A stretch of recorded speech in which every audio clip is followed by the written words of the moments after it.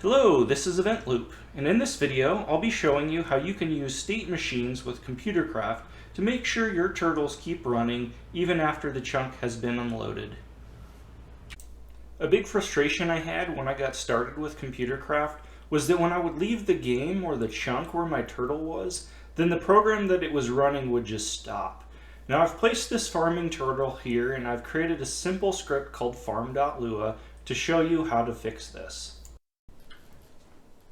And in farm.lua, I just am telling this turtle to continually loop this program, so that's what while true does. And I just have it 3 times, go forward and then turn right. So it'll just do this over and over again. And as you can see, what that does is it just goes in a circle around this plot of crops here. And it just does that for forever. Now we'll start to see a few problems here if I log out of the game. And when I reload the game, you'll notice that our turtle has stopped. Obviously we don't want that to happen. We want it to continue what it's doing.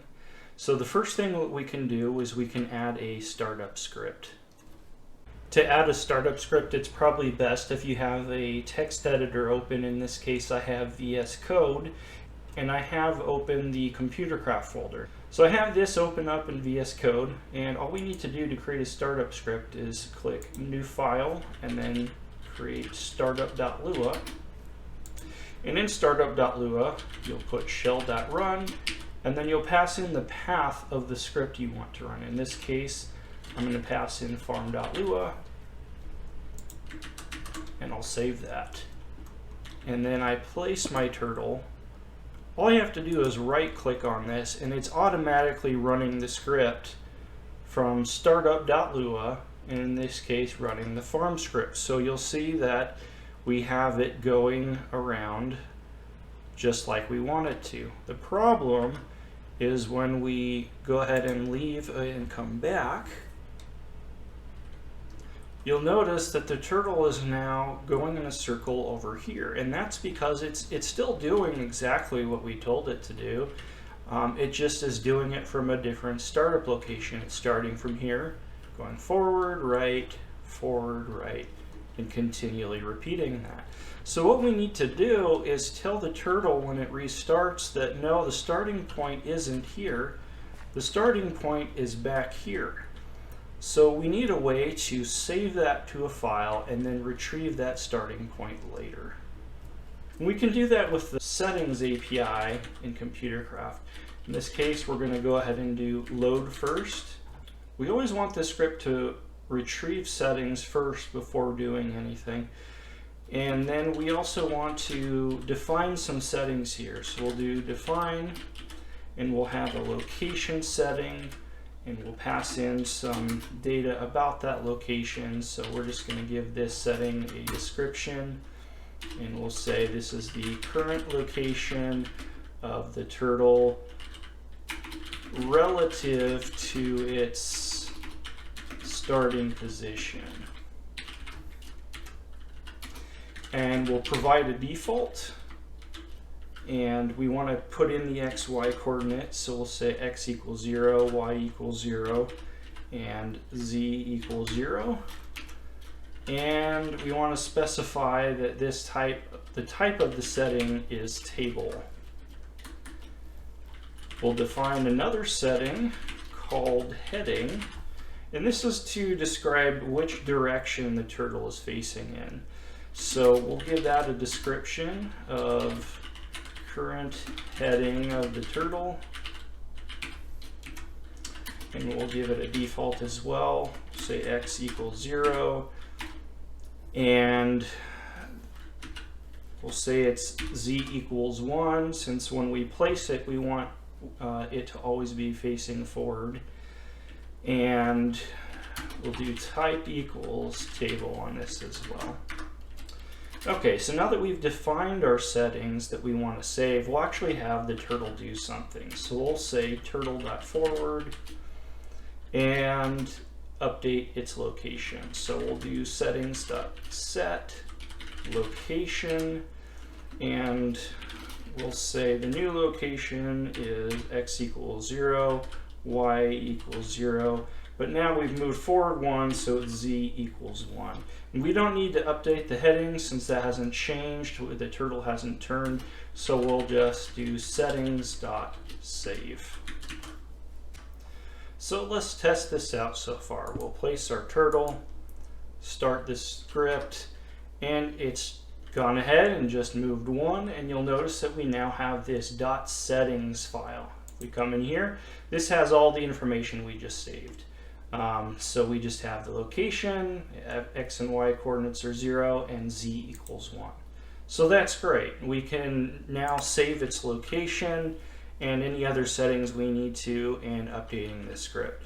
So now we need to continue to rewrite the script so that it saves its, each time it moves, we want to save something. So we move forward 1, we want to make sure the location is saved, and the heading is saved as well, because when we get to here and we turn right, we want to make sure that we've saved, okay, the turtle has turned right.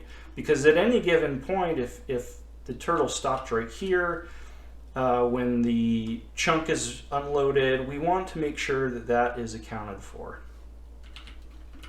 And I'll give you an example of a state machine if you're not already familiar with one. One of the simplest examples is a traffic light. So you come to a traffic light and it's set on a timer.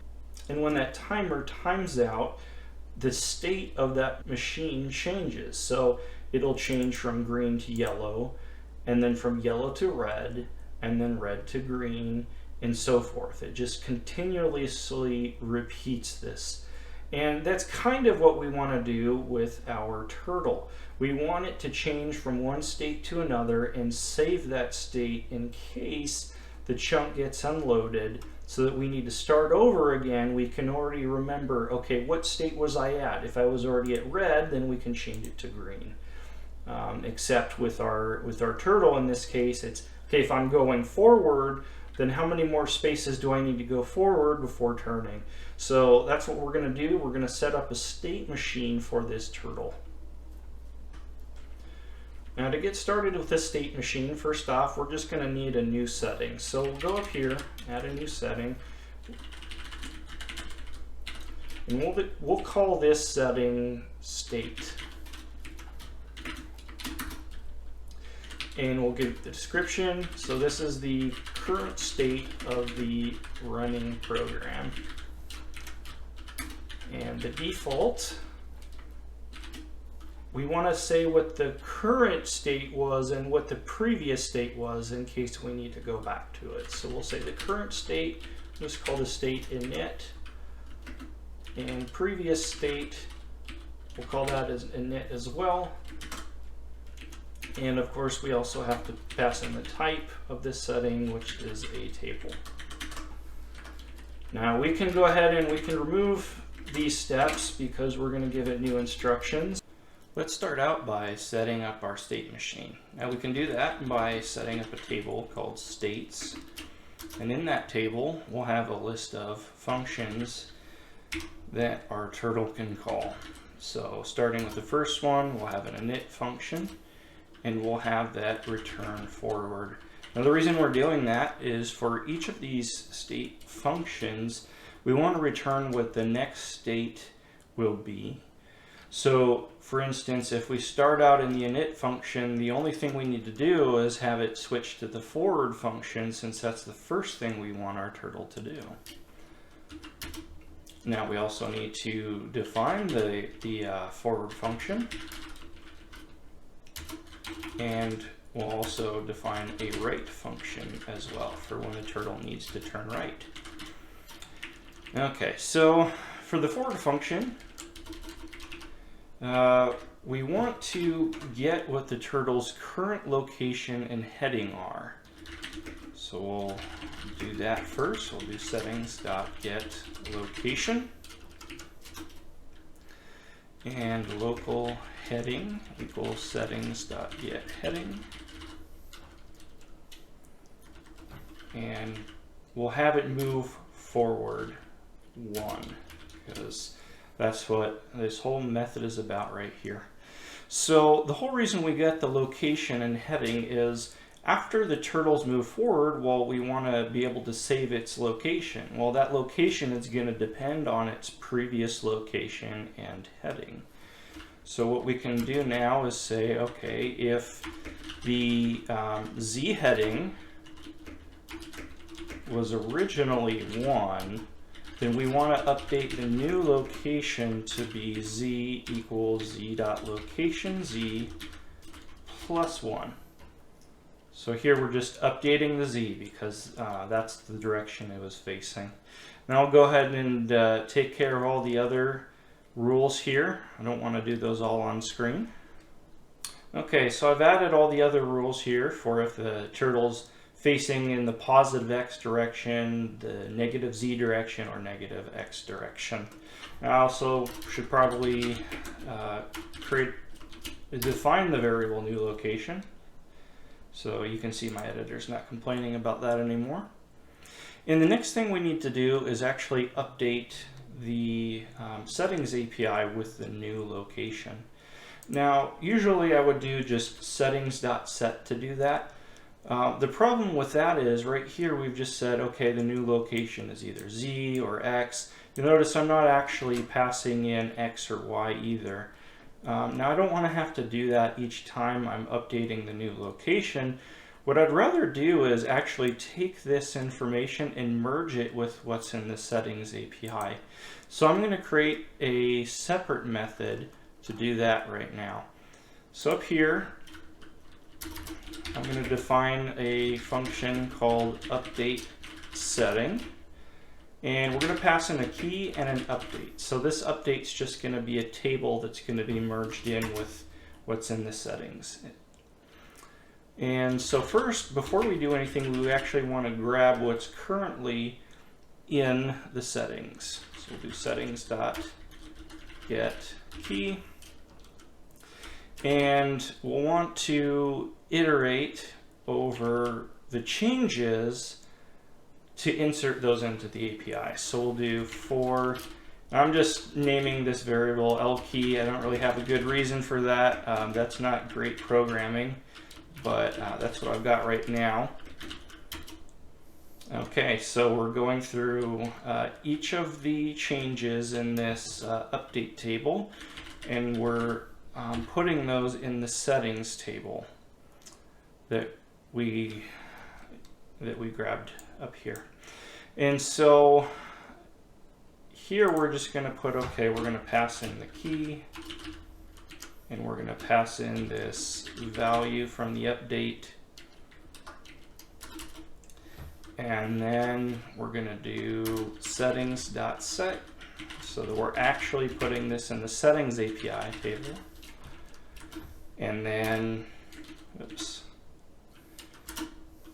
And then we're going to save this to the file. Now, I like to just put turtle and then get computer ID. That way, if I'm ever looking through the files later, I know which turtle was doing what. And my editor's complaining about something here, so let's figure out what it is.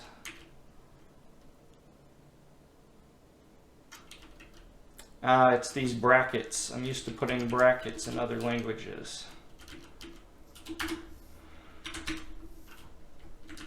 Okay, so now that our function's set up, we can actually call that here to update the new location. So we'll do update setting, location, and we'll pass in our new location. So now what'll happen is when we call update setting, we'll just go grab what's in the settings in the file, and then we'll merge in one of these values with what's currently there. So after updating the settings, the last thing we need to do is actually return what state will be next. Remember how with the init function we returned forward? Well, with the forward function, we need to determine, okay, are we going to keep going forward or we need to turn right? So what we're going to do is we're going to check each of the bounds of that square that the turtle moves around. So we'll do if new location x equals 0 or new location.z equals 0. Or we also want to check if they're at 3, so new location dot x equals 3, or new location dot z equals 3, then we want to return right, because the turtle has reached the bounds of the square and now needs to turn right to keep moving along the square. So if it's not at the bounds, that means we need the turtle to keep going forward until it reaches those bounds. And that is the end of our forward function. Now for the right function, we'll do some similar work. We're gonna need to grab the heading. So do settings.getHeading. And then we'll do turtle.turnRight, because that's what we need it to do first. And then of course we'll update the settings. So we'll do heading. We'll pass in the changes. In this case, we're going to change both X and Z. When it turns, the X is going to change to the Z heading, and the Z heading is going to change to the negative of the X heading. And of course, after turning, there's only one thing we want it to do. We want it to start going forward again. So then it'll go through this state change right here. So those are all the state changes we need to make this turtle work. However, there's one thing we still need to do. We need to provide a way for the turtle to actually start with the init function and know how to switch between these functions. So we're going to provide the main program for the turtle here. So this is what it's going to constantly do. It's going to look for events. So the first event we're going to have, well, the only event we're going to have it look for is the timer event. We're going to set a timer so that every so often the turtle saves its position and heading just in case the chunk gets unloaded. Then it can, when it reloads, it can use that state that it was currently in. So here we'll do state equals settings.getState. And up here, we had defined that we have a current state and a previous state. So if the timer's gone off, we want to save what the current state was. So we'll do current, and we want to actually be able to call that state. So what we're going to do is we're going to do state function equals states state. So here we're just looking at the states table.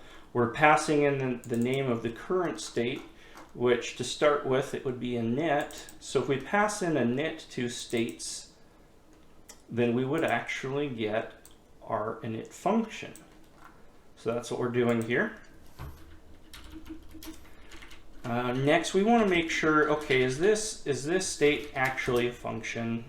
So we'll say if it's not nil, then what we want to do is we want to call that function. So we'll do next state equals state function, and we're going to call that.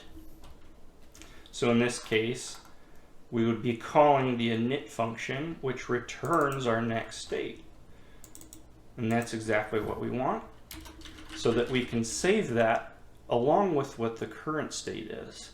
So do settings.set state, and we'll do current equals next state.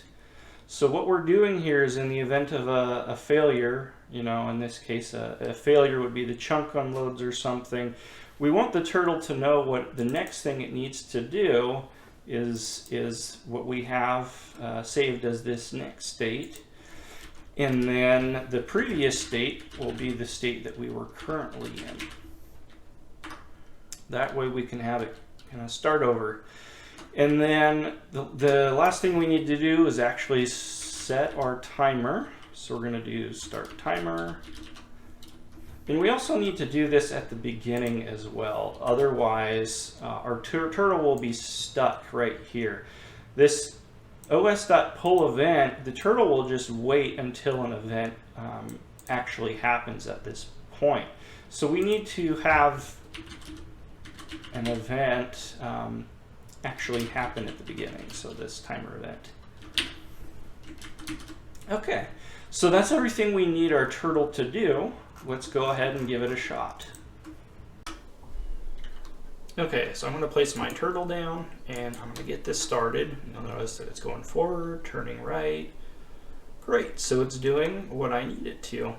The next test is we want to make sure that this turtle still does what it needs to do when the chunk is unloaded. So I'm going to have it reach the end of a corner and then I will go ahead and leave the game.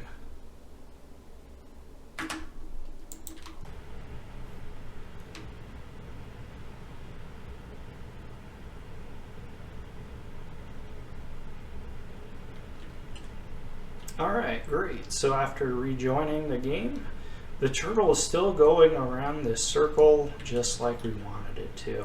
And if you wanted to see what it's currently doing, you can always take a look at this settings file here. You can look at its current location, its heading, and its previous and current states.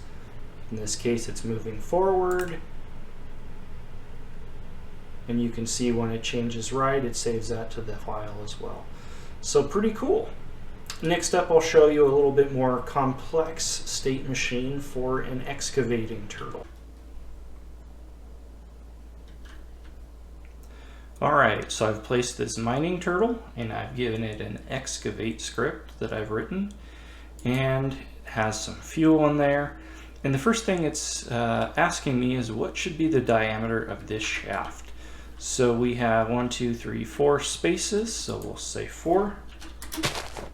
And it's going to start digging. And the cool thing about this script is that it is also data persistent, meaning that if the chunk is unloaded, the turtle will remember its last position, it'll remember what it was doing, and it'll continue from that spot. So if I were to exit out of the game right now, let's see what happens when we reload. And you'll see it picks up right where it left off. It didn't head off in a different direction, it didn't just stop. So pretty cool. And as it's running, we can look at the settings file for this turtle, and you can see each of those values change for its previous state, for its current state, for its heading and its location. So that's updated in real time, and that's where it pulls from if the chunk is unloaded. It pulls up this file and pulls in those settings. So really neat. Well, thanks for watching. I hope this video helped you out. If you'd like to use either of the scripts in this video, please check out the links in the description. You should see a link to my Google Drive. Have a good one.